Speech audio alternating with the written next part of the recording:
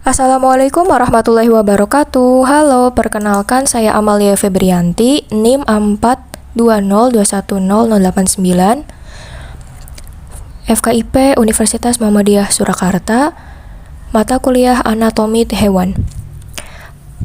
Pada kali ini, saya ingin mempresentasikan mengenai ilmu anatomi dari anatomi hewan. Ada beberapa poin yang akan dipresentasikan. Sebelum belajar, ada baiknya kita berdoa terlebih dahulu.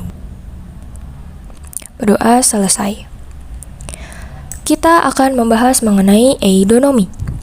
Eidonomi yaitu anatomi khusus yang mempelajari alat-alat yang di sebelah luar pada tubuh hewan volans. Misal, kulit, sirip, dan alat-alat genital luar. Contohnya dari hewan kelinci atau Oryctolagus cuniculus dan burung nuri Eclectus roratus.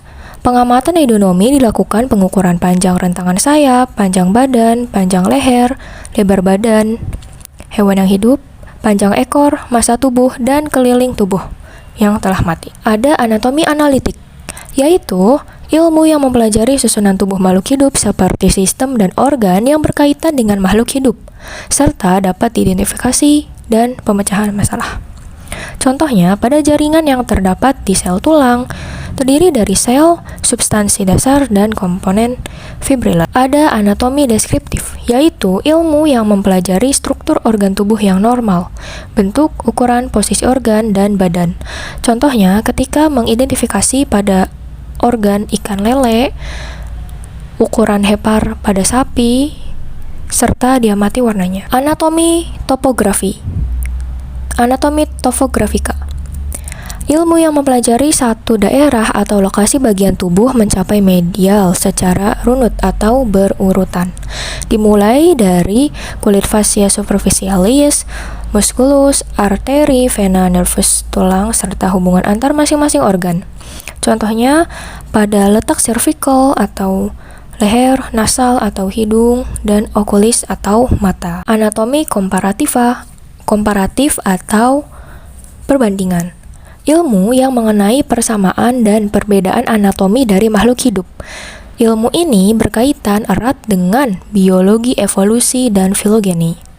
Ada dua hal utama pada anatomi perbandingan, yaitu ada struktur homolog dan struktur analog.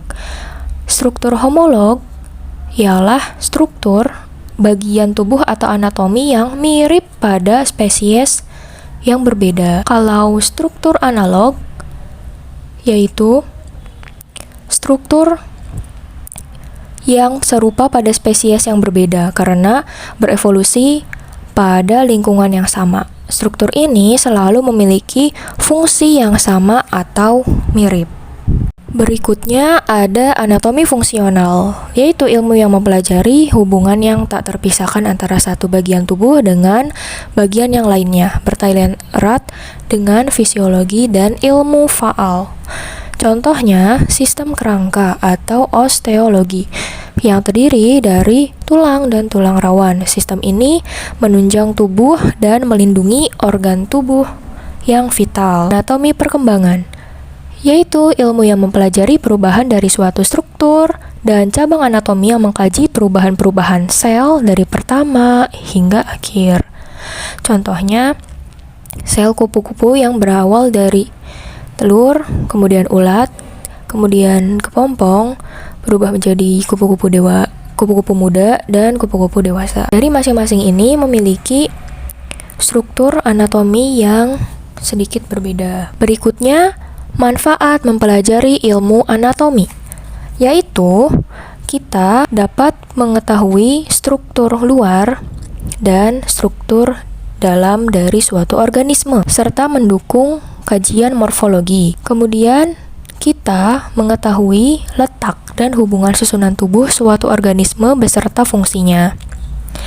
Kita dapat mempelajari persamaan dan perbedaan berdasarkan perbandingan anatomi dan organisme.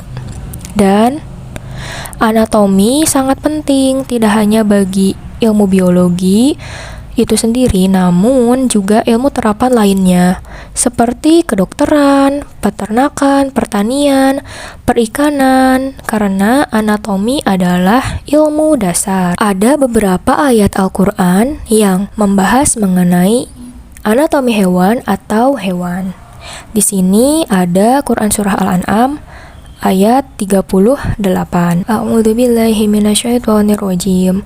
Wa ma min dabbatin fil ardi wala dha'iri yadhiru bijanahihi illa umamun amsalukum ma farratna fil kitabi min syai'in thumma ila rabbihim yuhsyarun, yang artinya, dan tiadalah binatang-binatang yang ada di bumi dan burung-burung yang terbang dengan kedua sayapnya, melainkan umat juga seperti kamu. Tiadalah kami alpakan sesuatu pun dalam Alkitab. Kemudian, kepada Tuhanlah mereka dihimpunkan. Selain ada Quran Surah Al-An'am ayat 38, ada juga ayat dari Quran Surah Al-Mulk ayat 19. Bismillahirrahmanirrahim.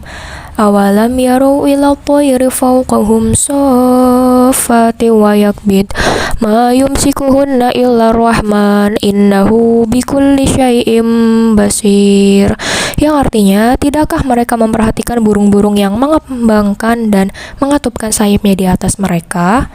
Tidak ada yang menahannya di udara selain Yang Maha Pengasih. Sungguh, Dia Maha melihat segala sesuatu. Itulah beberapa cabang ilmu anatomi yang dapat disampaikan, ada manfaatnya, serta ayat-ayat Al-Quran yang membahas mengenai anatomi hewan.